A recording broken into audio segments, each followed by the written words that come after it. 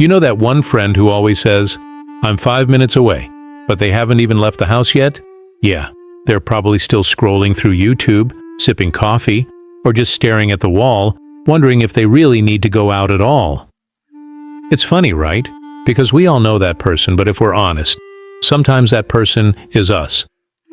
We live in a world obsessed with clocks, deadlines, and countdowns. Yet somehow, there's always that group of people who treat time like a flexible suggestion. Not a commandment, but a concept, you could say.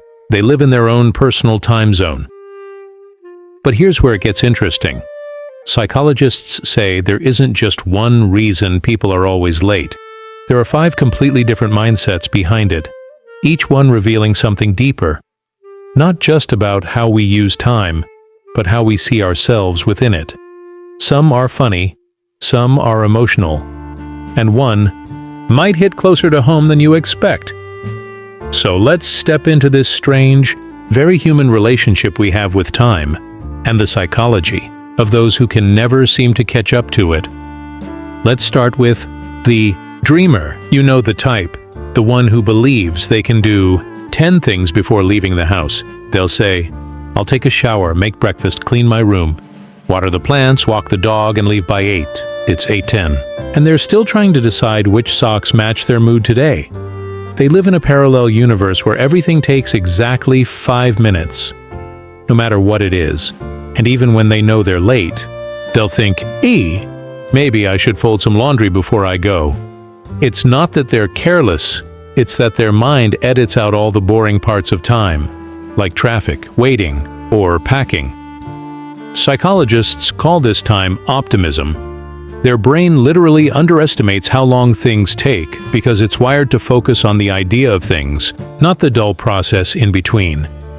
They live in a fantasy timeline, one where the universe bends to their energy. But time, as we all know, doesn't bend. It only flows, and so they're constantly at war with reality, believing they can outrun the clock simply by imagining a faster version of it. But there's something beautiful about them, too. They see life as abundant. They believe in possibility, in just one more thing. Their lateness is not rebellion. It's hope.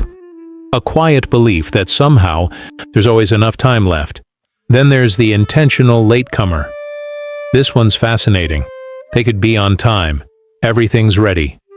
Shoes on, bag packed, keys in hand, and yet they just sit down. They scroll, sip water, maybe stare at the wall and think, "I don't want to get there before everyone." They'll say things like, "Arriving early feels awkward," or "Hey, the hero always shows up late." To them, being early feels vulnerable. It feels like showing up to a party before the music starts. They don't like being the first to arrive because it gives time room to watch them, to judge them. Psychologically, they crave control. Being early means surrendering to someone else's pace. Being late, that means they decide when the moment begins. It's a subtle form of power, a quiet rebellion dressed as chill. They're not trying to disrespect time, they're trying to own it. To them, punctuality feels like pressure.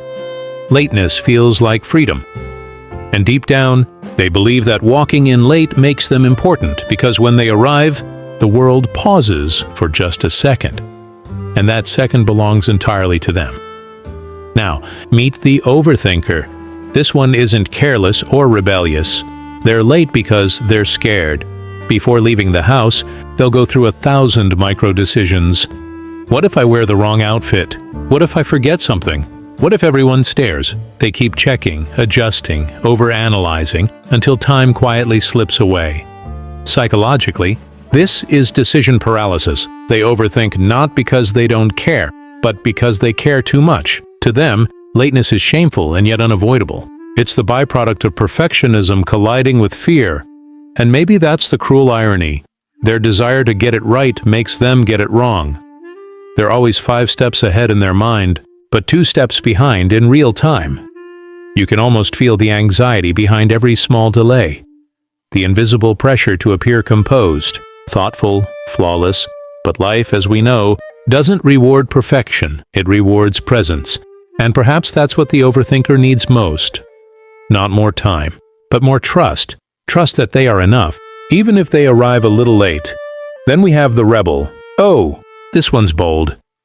They know they're late. They're aware of every ticking minute, and they simply don't care. If everyone's meeting at 7, they'll stroll in at 7:45 with a coffee in hand and say, "Relax, I live in my own time zone." They treat schedules the way artists treat blank canvases, as suggestions, not rules. Their lateness isn't forgetfulness, it's defiance. Psychologists call this reactance, the instinct to resist anything that feels like control. To the rebel, being punctual feels like submission. They don't want to be ruled by clocks, bosses, or calendars. They want to own their time, even if that means wasting it. In a world that worships discipline, the rebel worships freedom. Their lateness is their statement. I'm not living life on your schedule, and while it may frustrate everyone else, you can't deny there's something oddly philosophical about it, because maybe, in some strange way, they've escaped the tyranny of time that enslaves the rest of us. And finally, there's the overloader. This one breaks your heart a little. They're not late because they're lazy or careless. They're late because they're too kind. They'll say yes to everything. Helping a friend move, replying to messages, finishing one last work email, feeding the cat, fixing the printer. All before noon. They don't want to disappoint anyone. They don't want to say no. So they stretch themselves thin, and time simply runs out. Psychologically, this stems from people-pleasing and guilt avoidance. They measure their worth through usefulness, and so they keep giving, even when it costs them peace, even when it makes them late to the things that matter most to them. They live in constant apology. They run through life trying to make everyone happy, except themselves. But time doesn't stretch just because you're nice. You can't fit infinite kindness into a finite hour. And one day, the overloader realizes being late is no longer about the clock. It's about losing themselves in the noise of everything they tried to do for everyone else. 5 types of lateness, 5 ways of living. The dreamer, who believes in magic, the intentional latecomer. Who needs control? The overthinker, who fears mistakes. The rebel, who craves freedom. The overloader, who can't say no. Each one tells a story about our relationship with time and how deeply human it is to wrestle with it. Because time isn't just minutes and hours, it's a mirror. It reflects who we are, our hopes, fears, insecurities, and desires. When someone is late, it's never just about being late. It's about what time means to them. Whether it's an enemy, a friend, a game, or a ghost that keeps slipping through their fingers. Some people fear wasting it. Some people fear being trapped by it. And some people, the late ones, just want to feel that they still own it. But maybe the real question isn't why we're late. Maybe it's what we're running from, because sometimes lateness is a disguise. It's a quiet protest against the speed of the world, against the feeling that every second must be optimized. Every day must be productive.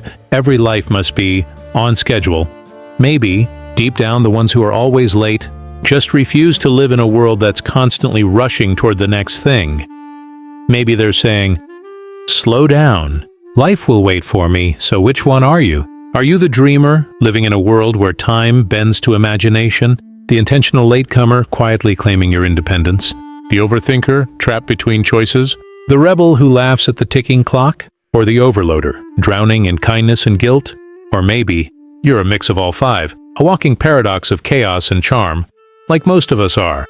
And if you don't fit any of these, then tell me, what's your type 6? Because I'd love to know what kind of time traveler you are. And as for me, well, check the comments. I've already confessed my type there. If this video made you smile, laugh, or reflect, give it a like and subscribe for more psychology and philosophy videos like this one. And now, seriously, what time were you supposed to leave?